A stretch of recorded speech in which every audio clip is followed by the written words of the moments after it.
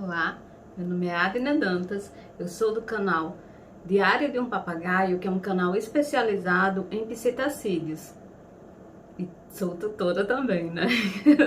Eu costumo me apresentar como mãe de papagaios. Eu fui convidada pelo Dr. Elber, aqui da Humano Vet, para falar um pouco sobre a minha experiência, tanto como tutora e também como administradora de um canal especializado em psitacídeos. Então, eu costumo sempre, quando eu falo sobre esse tema, dizer que eu comecei da maneira errada, como a maioria das pessoas.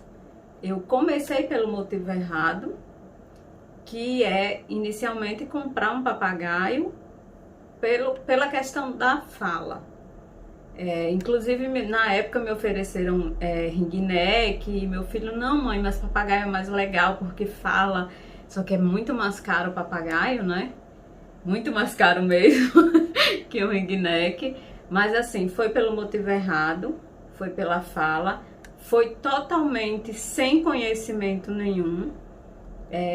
Eu achava que papagaio só precisava da ração, e a gente tem aquela ideia errada da mistura de semente, água e uma gaiola.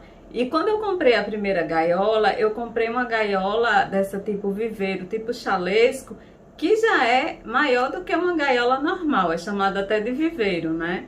E hoje eu sei que ela é muito pequena. Um dia eu conto pra vocês, e lá no meu canal tem falando sobre isso, dessa experiência da percepção da gente como muda, né? E eu achava que a única coisa que eles precisavam era isso, e que eu ia interagir, que aquele papagaio ia falar e minha vida ia continuar a mesma coisa, ia seguir normal.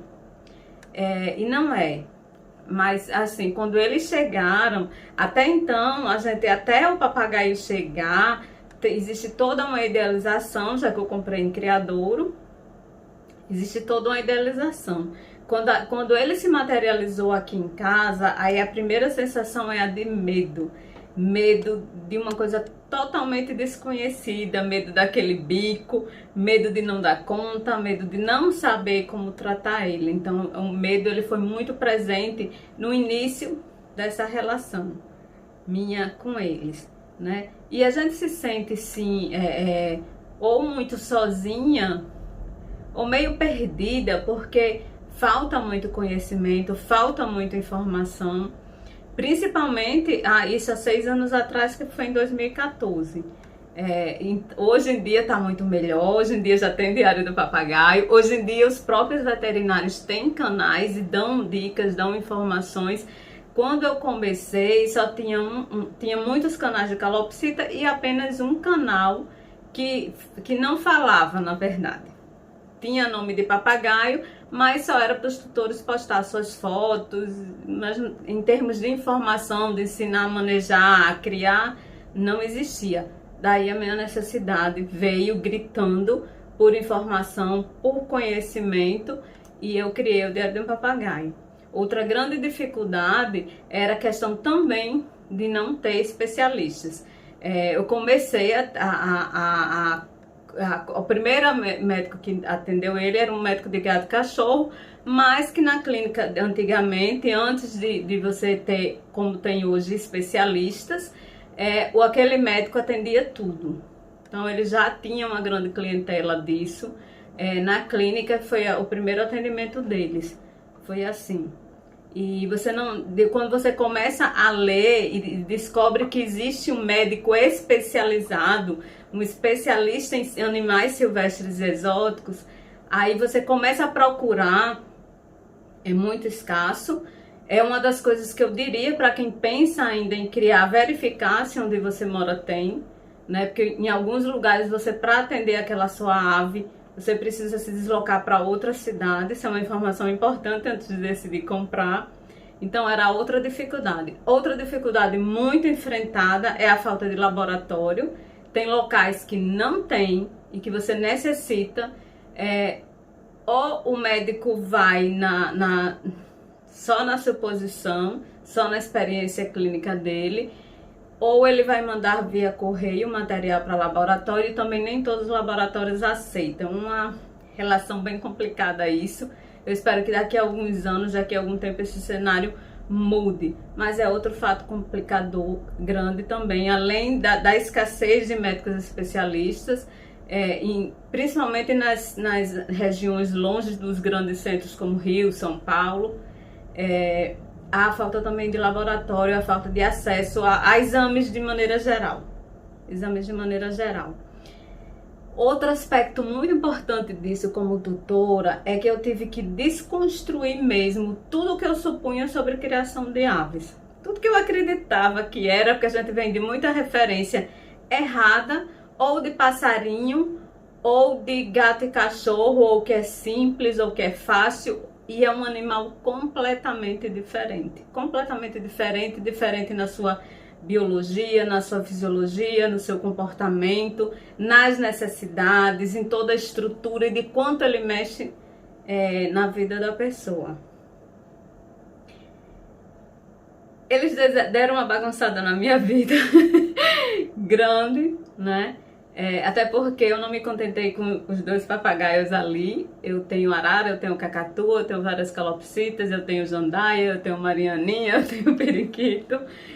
Então, isso aí, e mesmo para quem tem uma ave de porte maior, isso vai afetar muito a sua rotina. Se você quiser ter um papagaio físico e psicologicamente saudável, vai afetar muito na sua rotina, na escolha do lugar onde você vai morar, isso vai afetar, porque um bicho que é naturalmente, todos eles, lógico que em graus diferentes, mas toda ave, a característica de ave, o barulho, né, vocalizar muito.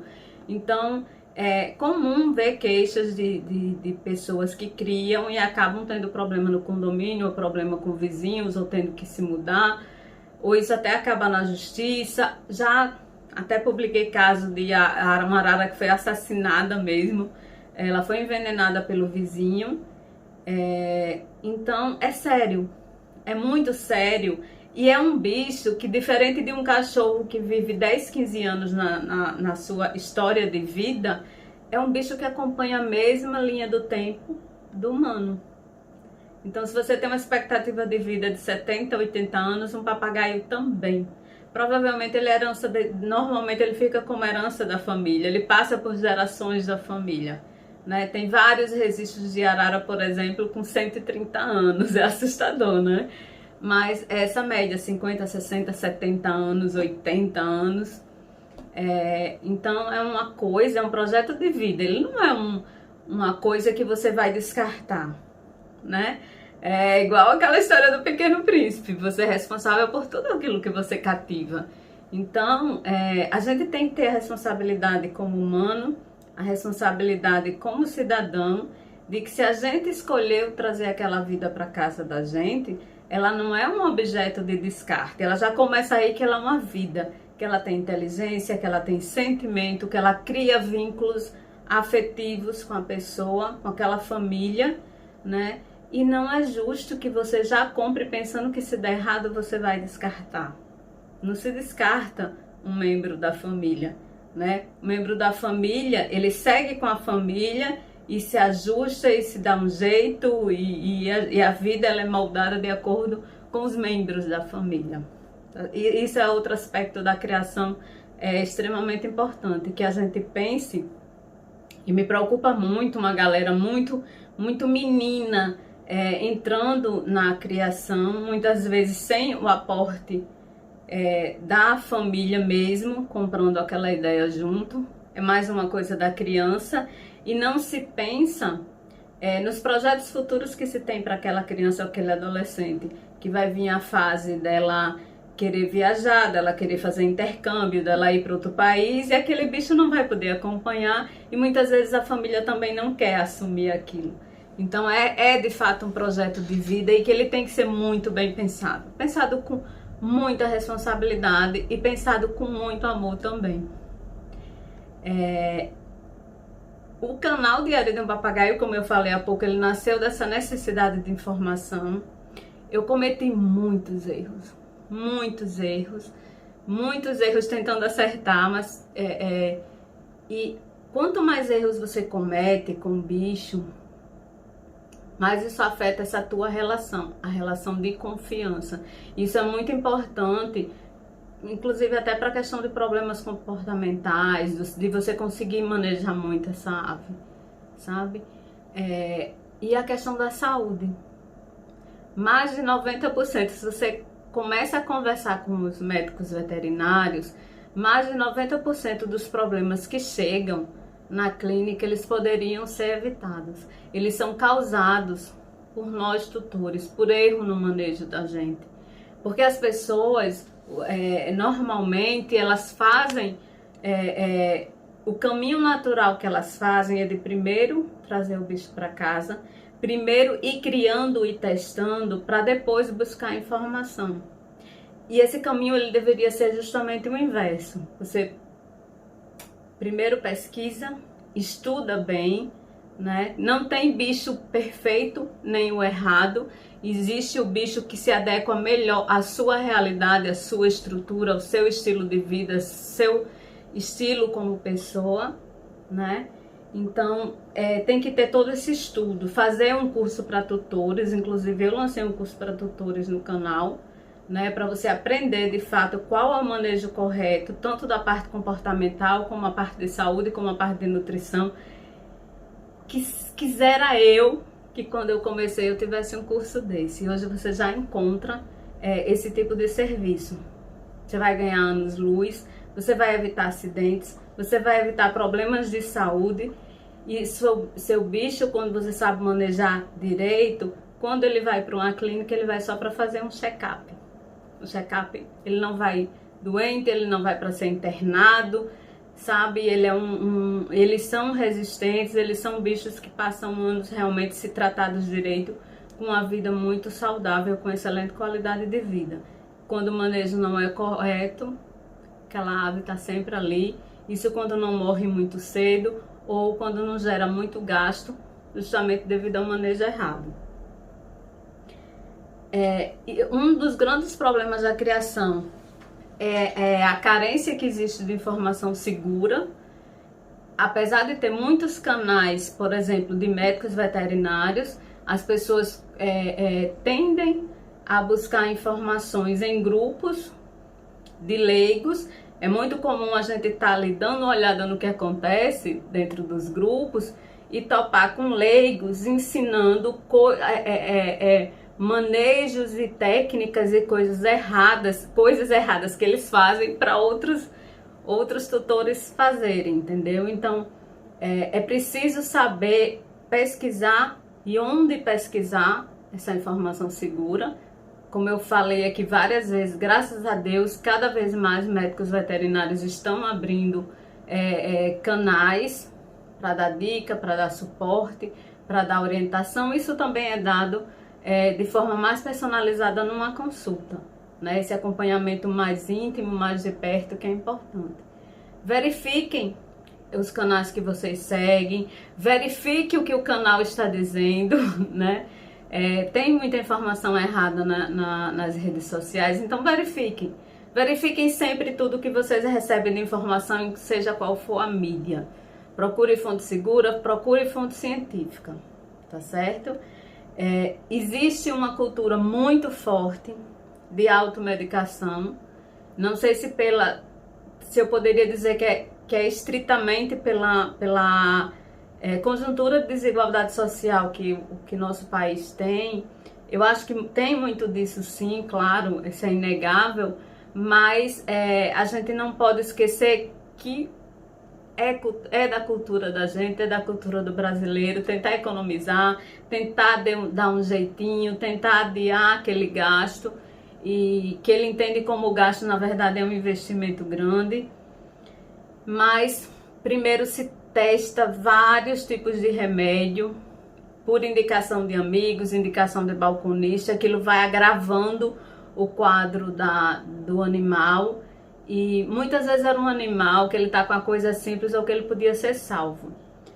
E essa tentativa e erro de várias coisas que vão se fazendo até quando o animal já está muito debilitado, se procurar um médico, às vezes custa a vida do animal e também custou muito sofrimento dele. E se você for ver, às vezes, quando você vai para o lápis, teria saído mais barato se você tivesse levado logo para o médico, porque você já gastou dinheiro testando um monte de coisinha que um e outro vai ensinando. Essa questão da automedicação é muito grave nisso.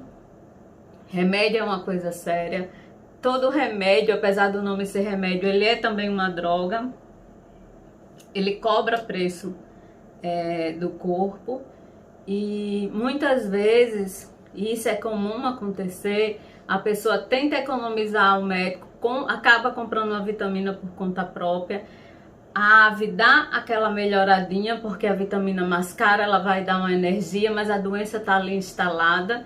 E quando ela cai, na próxima vez, ela cai muito sério. É muito sério, gente. Isso é muito sério. Isso aconteceu. É muito comum de acontecer. Eu vejo isso muito no canal. E eu acho uma pena muito grande quando eu vejo isso. Mas enfim, né? O papel da gente é orientar. A decisão final ela é sempre do tutor. Outra coisa que é muito comum de acontecer é nessa demora de se levar, né? Muitos tutores dizem, não, mas ele tá comendo, não, mas ele tá ali, não, mas ele tá brincando. E muitas vezes quem conhece já olha a ave e vê que ela já não tá bem. Mas eles levam quando a ave já desceu pro fundo da gaiola e ela já tá pertinho da hora de morrer. É comum você ver ave machucada, ave com fratura, inclusive, ave que perdeu pedaço do bico, ave com coisas sérias. E por ela não chorar de lacrimejar, por ela não ficar gritando, porque é uma característica do bicho, é uma característica de proteção deles, esconder a fraqueza, esconder a doença, porque na natureza ela é presa. E por ele não fazer esse estardalhaço como um choro humano, as pessoas interpretam aquilo como se ele não estivesse com dor e adiam essa ida ao médico, prolongam esse sofrimento, e isso é lamentável, é muito triste de se ver. A maior parte dos problemas podem ser evitados, como eu disse. Você deve fazer pelo menos uma consulta uma vez ao ano de check-up, pelo menos uma. Muitos médicos recomendam 2, mas pelo menos um check-up ao ano é muito bom. E evitar repassar informações erradas, sabe? Entre tutores. Verifique sempre a informação que você está passando. Não desacredite dos médicos. Eu vejo muita gente desacreditando do médico e dando ouvidos a balconistas. Gente, medicina é uma coisa muito séria. Medicina é uma coisa muito complexa. Muitas vezes o médico ele não tem uma resposta certa, porque isso não é uma ciência exata. Ele precisa examinar de fato o paciente. Pego várias informações, né? Desde a textura, desde como tá a pele, as fezes, o olhar. Pelo olhar da ave você já sabe quando ela tá ruim, quando ela tá diferente. Você já começa a conhecer aquilo. Pela temperatura que o médico tira, aliado a isso, o apetite também, aliado a isso ele vai pegar o resultado dos exames. Todas as sintomatologias, sabe? As coisas que ela apresenta. É com todos esses dados que formam e fazem parte de um quebra-cabeça que ele chega a um diagnóstico. E são anos de estudo, mais especialização, e o médico nunca para de estudar. Então, como vocês acham que um leigo que trabalha apenas no balcão vendendo remédio pode saber mais do que alguém que estudou de forma tão profunda? Né? O organismo é uma coisa viva, tem vários órgãos. Você tem que lembrar, é importante lembrar que quando você toma um remédio para o fígado, você pode estar afetando os rins, você pode estar mexendo com outro órgão, por isso que é tão sério. Então fica aqui a mensagem para vocês que busquem informação séria, canais sérios e valorizem o médico veterinário. O trabalho deles é espetacular e uma ave saudável, ela vai ser um pet incrível para você. Ela vai ser uma ave feliz também, principalmente. O que a gente quer é que ela seja feliz. Um beijo a todos.